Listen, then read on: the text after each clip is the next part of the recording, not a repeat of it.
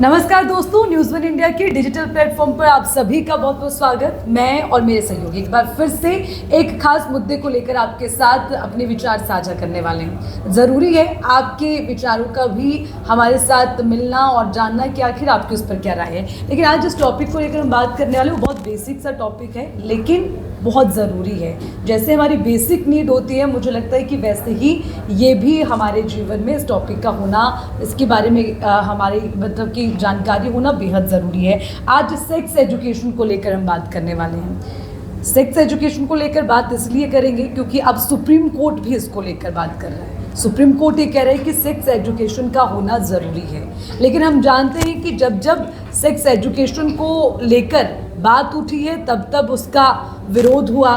कभी किसी नेता ने विरोध कर दिया तो कभी किसी सरकार की ओर से विरोध कर दिया गया। आमूमन जब फिल्मों में भी सेक्स एजुकेशन को लेकर कोई जानकारी दी जाती है तो उस पर भी हमने बहुत विरोध उठते देखे हैं। आज उसी को लेकर चर्चा करेंगे और जानेंगे कि मेरे सहयोगियों के उस पर क्या विचार है। मैं अपनी राय भी ज़रूर रखूंगी, लेकिन उससे पहले श्रावणी से शुरुआत कर लेते हैं। श्रावणी, देखिए, हम सेक्स एजुकेशन की बात करते हैं, उसमें जो सबसे पहली चीज़ आड़े आती है वो ये कि जिस तरह की हमारी संस्कृति है और जिस भारत देश में हम रहते हैं उसके जो मूल आधार है उसके खिलाफ इसको माना जाता है बेसिकली। और यही रीज़न रहा है कि मध्य प्रदेश, छत्तीसगढ़, कर्नाटक जैसी बहुत सारे राज्य हैं जहाँ पर सरकारों ने इसका विरोध किया और कहा कि सेक्स एजुकेशन की जगह योगा बच्चों को करवा लीजिए। तो लेकिन अब सुप्रीम कोर्ट खुद इस बात को कह रहा है। आप कैसे मानते हैं इस चीज़ को? बिल्कुल अर्चना, शायद इससे पहले भी हमारा डिस्कशन हुआ था, तब मैं खुद प्रमोट करना चाहूँगी सेक्स एजुकेशन को, क्योंकि काफ़ी ज़्यादा ज़रूरी है।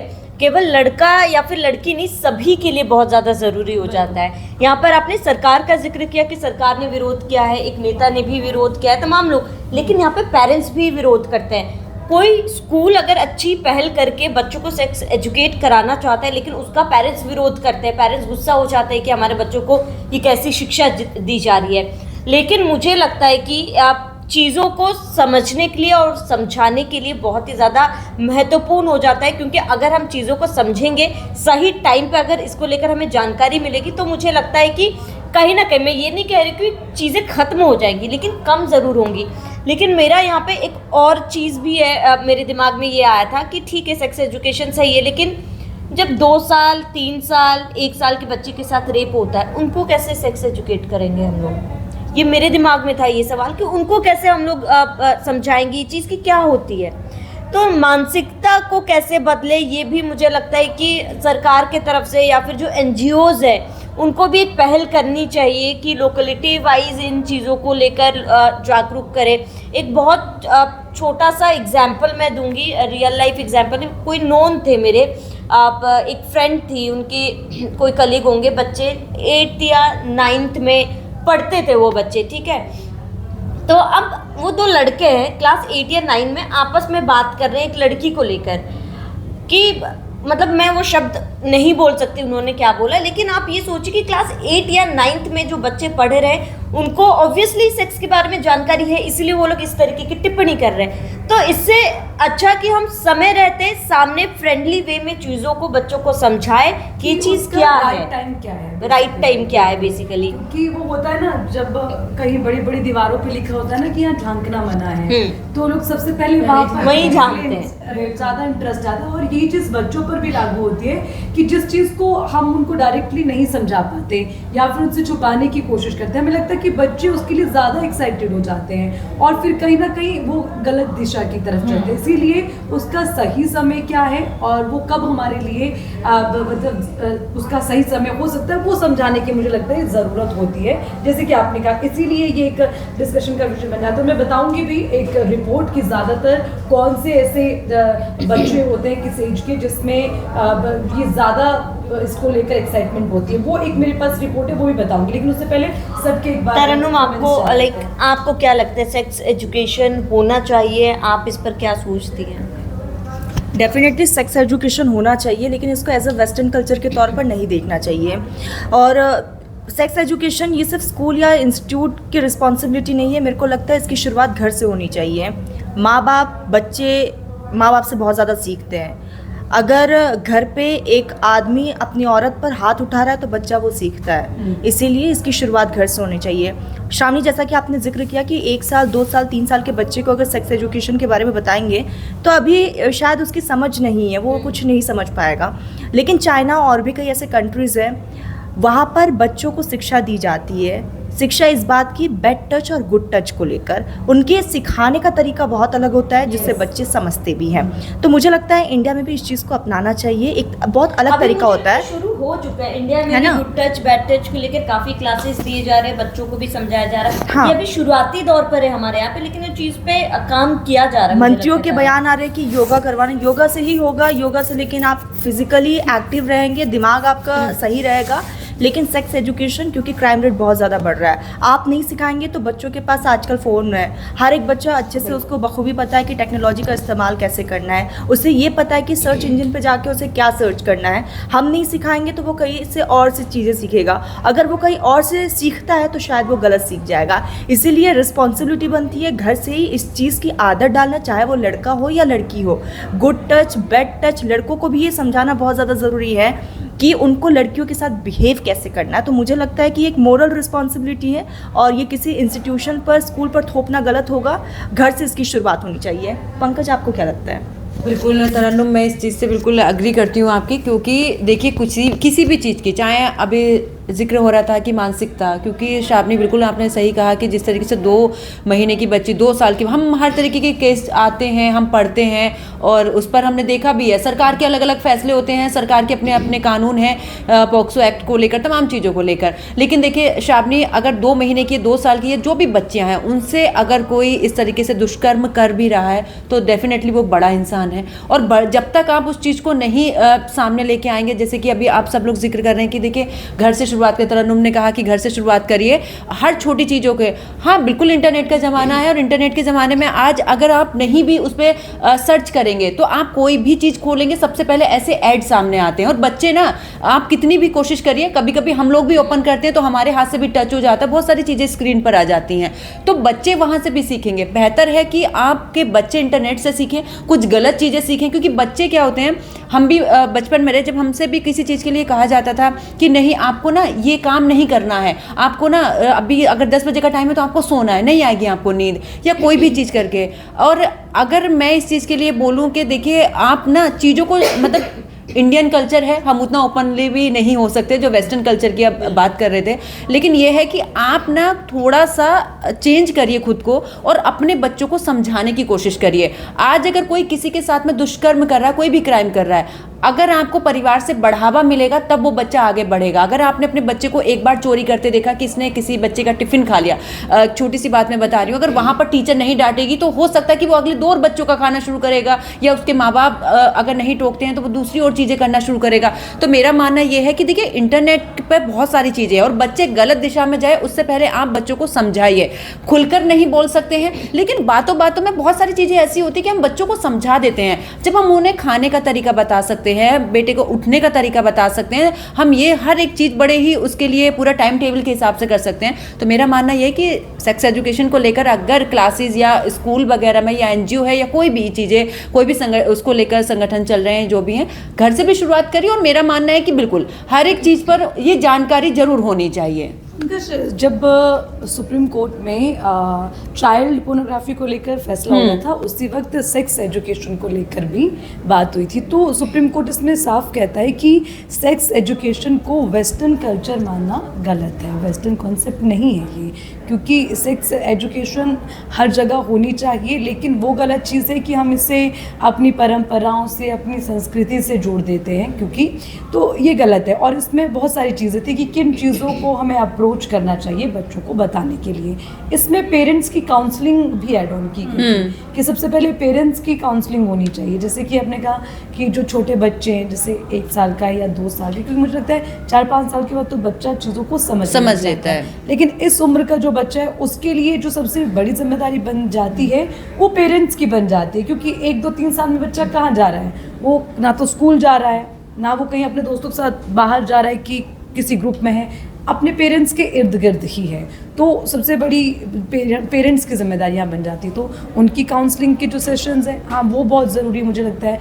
और मैंने बहुत सारी ऐसी वीडियोस देखी भी है कि खुद से पेरेंट्स ने इस चीज़ को शुरू किया है, वो पूछते हैं। जैसे कि मुझे लगता है सत्यमेव जयते में भी एक प्रोग्राम चला था, तो उन्होंने कितने अच्छे तरीके से, पूरा देश उसको देख रहा था, लेकिन उसमें कहीं हमें ज़रा से भी आपत्ति नहीं लगी उससे देखने में। तो मुझे लगता है कि तरीका थोड़ा अलग होना चाहिए, बाकी खुल के बोलने में मुझे नहीं लगता कोई एतराज़ होना चाहिए। अर्चना, खुल के बोलने में नहीं अर्चना, लेकिन पता क्या होता, अभी जिस तरीके से बात चल रही थी कि बहुत सारे राजनेताओं ने इसका विरोध किया है कि नहीं ऐसा भारत में नहीं होना चाहिए। अभी जैसे आपने कहा कि नहीं, कल्चर की बात आ जाती है, तो कल्चर की बात ना, ये अगर हम इसका रेशो भी निकालेंगे तो इसमें भी बहुत कम ऐसे पेरेंट्स होंगे जो इस बात के लिए एग्री होंगे कि हम अपने बच्चों को समझाएंगे।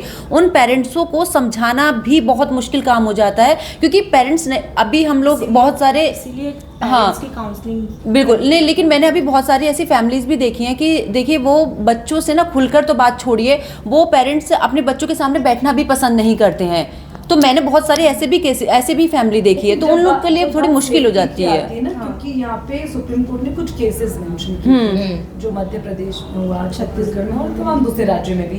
तो जब अपने पेरेंट्स को, अपने बच्चों को लेकर वो सेफ्टी वाली बात आ जाती है ना, तो हर कोई चाहता है कि, मुझे लगता है कि अब आजकल पेरेंट्स का माइंडसेट भी काफी चेंज बदला है, बदलाव हुआ है। लेकिन मुझे क्राइम रेट बढ़ रहा है, क्राइम रेट बढ़ रहा है तरन्नुम, बिल्कुल बात सही है। लेकिन अभी जिस तरीके से हम 20% की बात नहीं कर सकते, क्योंकि हमने देखा है कि जो क्राइम का भी अगर आप रेशो निकाल कर देखेंगे, जो रेप केसेस आते हैं वो आपने देखे होंगे बहुत सारे ऐसी जगह से आते हैं जहाँ पर कि आप एजुकेशन की बात कर रहे हो, वो लोग स्कूल नहीं जा पाते हैं। उन पेरेंट्स को समझाना भी बड़ा मुश्किल काम होता है कि आप अपने बच्चे को कैसे समझाएंगे, क्योंकि ऐसे केसेस उन जगह से भी आते हैं जो कि बहुत, कि इसके लिए एक अभियान की शुरुआत, हाँ बिल्कुल, जैसे स्वच्छता अभियान की शुरुआत की गई थी, तो उसी हिसाब से, हाँ बिल्कुल, ग्रामीण इलाके में भी साफ सफाई देखने को, और अक्सर हमने स्लोगन भी लिखे हुए देखे हैं, देखिए दीवार वगैरह पे, क्योंकि हम लोग बचपन से देखते आ रहे हैं, चाहे साक्षरता दिवस को लेकर हम बात कर ले कि हमें एजुकेटेड करना है, महिलाओं को पढ़ाने के लिए पीछे चला था। तो मुझे लगता है कि इसको लेकर बिल्कुल जैसे तरन्नुम में आपने बात की कि अभियान के तहत ही नुक्कड़ नाटक हुए, अभियान के तहत उन पहले पेरेंट्स को कन्विंस करना पड़ेगा, तब जाकर वो बच्चों को समझा पाएंगे। बिल्कुल, देखिए क्योंकि हम अपने देश की बात कर रहे हैं, हम भारत की बात करते हैं कि क्योंकि अब सेक्स एजुकेशन एक ज़रूरी नहीं बल्कि समय की ज़रूरत बन गई है कि भाई इस समय की ज़रूरत है, इसे अब आप और डिले मत करिए, क्योंकि आप जैसे जैसे इसे डिले कर रहे हैं वैसे वैसे ये क्या है, अपराध को बढ़ावा दे रही है। मैं एक छोटा सा यहाँ पे अपना एक्सपीरियंस शेयर करना चाहूँगी कि जब मैं क्लास 10th में थी और बायो की क्लास हमारी चल रही थी, तो बायो की क्लास में ऐसा था कि हम को-एड में थे, मतलब गर्ल्स भी थे बॉयज़ भी थे।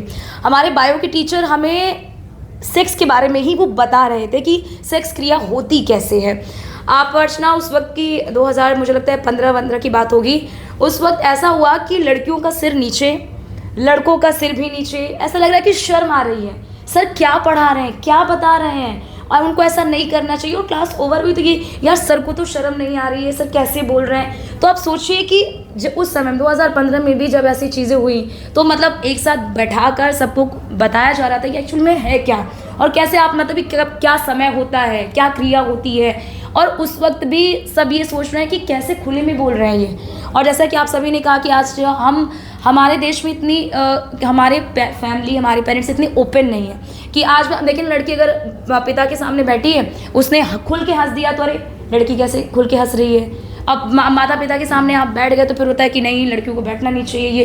तो अब इन चुनौतियों से निपटते हुए कहीं ना कहीं ये चुनौतियां हैं हमारे लिए, और इन चुनौतियों से निपटते हुए हमें आगे बढ़ना होगा। और सेक्स एजुकेशन वाकई में ये समय की ज़रूरत हो गई है, और मुझे ऐसा लगता है ना कि अब हर स्कूल में इसके लिए एक इनिशिएटिव हर स्कूल को लेना चाहिए और इसको सिलेबस में ऐड करना चाहिए। क्योंकि जब तक क्या होता है ना कि आपको क्या हम कहते हैं ना कि थोप दिया और बिना थोपे आप करोगे नहीं, और आप थोपना मुझे लगता है ज़रूरी हो जाता है, एक टाइम पर एक जगह पर थोपना आपको पड़ेगा। क्योंकि अगर मान लीजिए आपसे कहा जा रहा है आप नहीं कर रहे हो, क्योंकि वो वैकल्पिक है, और हमेशा हम देखते हैं ना हमारे पास अगर कोई चीज़ वैकल्पिक होती है तो हम उसको टालते रहते हैं। तो मुझे लगता है कि इसे आप या तो सिलेबस में भी आप ऐड करिए, इसे वैकल्पिक नहीं, इसे अनिवार्य बनाइए। और वैकल्पिक से जब हम अनिवार्य बनाएंगे तब मुझे लगता है कि सेक्स एजुकेशन को लेकर जो शिक्षक हैं वो जागरूक होंगे, जो हमारे पेरेंट्स हैं वो जागरूक होंगे, और जो बच्चे हैं वो भी जागरूक होंगे जानने को लेकर, समझने को लेकर। आपको याद होगा, शायद आप सभी, मुझे लगता है कि आपको पता होगा, मैं हिंदी मीडियम में पढ़ी हुई हूँ, तो जब पीरियड्स होते हैं, पीरियड्स की बात कोई नहीं करता था, और पीरियड्स की बात हम किसी के सामने कर देते थे तो ऐसा लगता था यार क्या बोल दिया।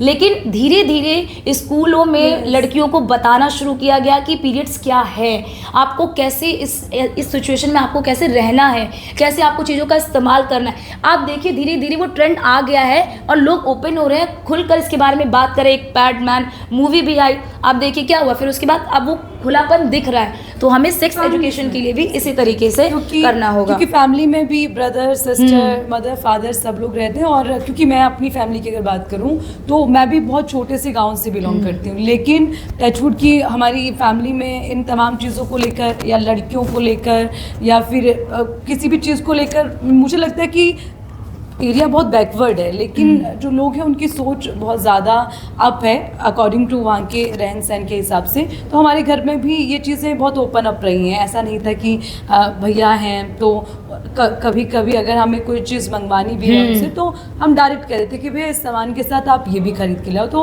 हमारे ब्रदर ने भी कभी उस चीज़ को याद होगा आपको अर्चना कि पहले का मैंने दौर देखा, अब का मैंने दौर देखा है। पहले अगर हम पैड भी खरीदने जाते थे तो उसे पॉलिथीन में ऐसे छुपा कर देते, कोई पता नहीं चल पाया हमने क्या दिया है, क्राइम किया। लेकिन अब क्या है, खुले में आप आराम से दे लो। धीरे धीरे एक्सेप्ट करता है इंसान चीज़ों को। और मुझे लगता है कि सेक्स एजुकेशन में भी सबसे पहले जो गलत धारणाएं इसको लेकर लोगों के मन में है उनको क्लियर करना ज़रूरी है।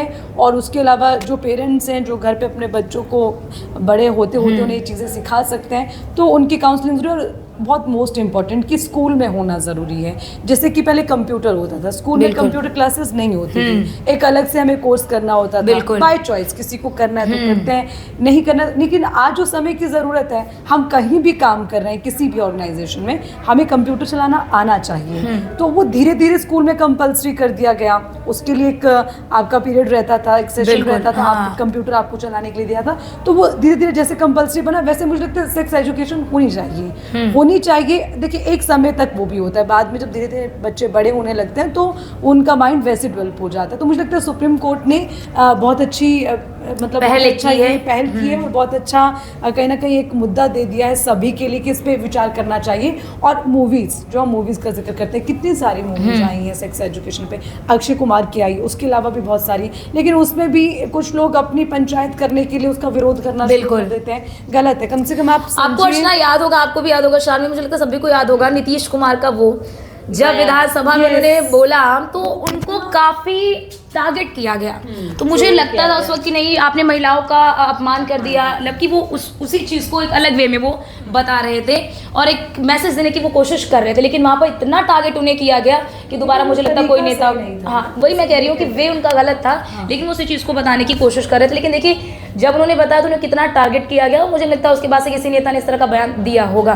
तो नेता और जो हमारे देश के जो सांसद है, जो विधायक है, तमाम जो लोग हैं वो भी इनिशिएटिव नहीं लेते हैं। उन्हें भी लगता है कि यार नहीं, इनिशिएटिव नहीं लेंगे, महिलाओं का अपमान होगा, ये होगा वो होगा। तो मुझे लगता है उनका भी इनिशिएटिव लेना बहुत ज़रूरी है। अर्चना बिल्कुल। और क्योंकि अगर आपने नेता का जिक्र किया तो कई बार ऐसा होता है कि बातें तो सही कहते हैं लेकिन शब्दों का चयन उनका जो बहुत गलत हो जाता है, कई बार वो गलत मैसेज जो है वो चला जाता है। तो मुझे लगता है कि सेक्स एजुकेशन होना चाहिए। आप हाँ, एक एज लिमिट, एक टाइम बैरियर होना चाहिए कि हाँ इस टाइम पे इट इज़ हाई टाइम कि हमें, और केवल लड़कों को ही नहीं लड़कियों को भी समझाना चाहिए कि भाई ये चीज़ क्या है। जैसे कि तरन्नुम ने, पंकज ने भी डिस्कस किया कि गुड टच बैड टच, अगर बहुत ही कम उम्र के बच्चे हैं तो उन्हें एटलीस्ट गुड टच, चाहे लड़का हो लड़कियों, क्योंकि ऐसा ज़रूरी नहीं है कि लड़कियों के साथ ही गलत काम हो रहे हैं, आजकल लड़कों के साथ भी गलत काम हो रहे हैं। तो दोनों को ही गुड टच बैड टच के बारे में तमाम जानकारी देनी चाहिए और मुझे लगता है कि ये फैसला सही है। मुझे लग रहा है कि सेक्स एजुकेशन जितना ज़्यादा ज़रूरी है उतना ही ज़्यादा ज़रूरी है डिफेंस एजुकेशन। चाहे वो मेल हो या फीमेल हो, हर स्कूल में, हर कॉलेजेस में, हर इंस्टीट्यूशन में ये सिखाना ज़रूरी है कि आप खुद को कैसे डिफेंड कर पाएंगे, क्योंकि बहुत से ऐसे सिचुएशन हो जाते हैं। योग की बात हर कोई कर लेता है, एक्सरसाइज की कर लेता है, लेकिन मुझे लगता है कि एक पीटी आवर्स में बच्चों को ये भी सिखाना चाहिए, कराटा वगैरह बहुत ज़्यादा ज़रूरी है आज के टाइम पे। पहले से शुरू हो चुका है। नहीं, लेकिन अभी भी बहुत से स्कूल्स में नहीं है ये सारी चीज़ें, तो मुझे लगता है कि ये भी देखना चाहिए। पंकज। हाँ बिल्कुल तरन्नुम, और मेरा मानना भी आप लोगों के उसमें सहमति हूँ कि आखिरकार सुप्रीम कोर्ट ने भी बोला है, और मेरे हिसाब से कि देखिए स्कूल हो या फिर कोई भी समाज सेवा का कोई भी किसी भी तरीके की संस्थान हो या फिर, और मेरा जो मेन मानना वो वही है कि देखिए पहले घर से शुरुआत करिए, माँ बाप को आगे आना होगा, आपके बच्चों के साथ में कुछ गलत ना हो, इसलिए पहले अपने घर से शुरुआत करिए, और आपके बच्चे किसी के साथ में गलत ना कर सके उस चीज़ की एजुकेशन भी अपने बच्चों को दीजिए, और हर एक चीज़ पर सही गलत की पहचान भी अपने बच्चों को बताइए, क्योंकि नहीं पता बड़े होकर कौन क्या कुछ कर जाए। इसलिए अच्छा है कि अपने घर से अपने बच्चों को समझाइए, और मानसिकता का खास करके ध्यान रखिए। जब मानसिकता बदलेगी तो खुद ब खुद बदलाव आने शुरू हो जाएंगे। तो कुल मिलाकर मतलब हम ये कह सकते हैं कि सुप्रीम कोर्ट का जो फैसला है वो सराहनीय है, और हमें लगता है कि आपको भी इससे वेस्टर्न कॉन्सेप्ट ना समझते हुए हमारे देश के, हमारे भारत के, हमारे बच्चों की सुरक्षा के लिए इसकी ज़रूरत को आपको समझना होगा, और इसमें हम सबको मिलजुल कर आगे बढ़ना चाहिए, इसको बढ़ावा देना चाहिए, जो हमारे लिए काफ़ी फायदेमंद होगा। आप लोगों का इस पर क्या कहना है कमेंट सेक्शन में ज़रूर लिखिए। हमारी वीडियो को लाइक करिए, शेयर करिए। फिर मिलेंगे एक नए मुद्दे के साथ, करेंगे चर्चा, जानेंगे आपकी भी राय। फिलहाल दीजिए इजाज़त। नमस्कार।